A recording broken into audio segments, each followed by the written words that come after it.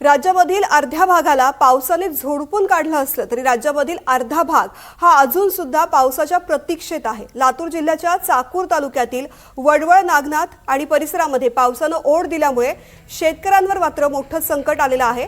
Tomato आणि शिमला मिरची उत्पादनासाठी ओळखल्या जाणाऱ्या या भागामध्ये पिकांना पाणी देण्याकरता शेतकऱ्यांना टँकरनं पाणी विकत आणावं लागतंय। पावसाळा सुरू होऊन 1.5 महिना झालाय तरी समाधानकारक पाऊस न झाल्यामुळे उभी पिकं कोमेजतायत। टँकरच्या पाण्यामुळे उत्पादन खर्च प्रचंड वाढलाय। टँकरचं पाणी विकत घेऊन पिकं किती दिवस जगवायची असा सवाल शेतकरी विचारतात।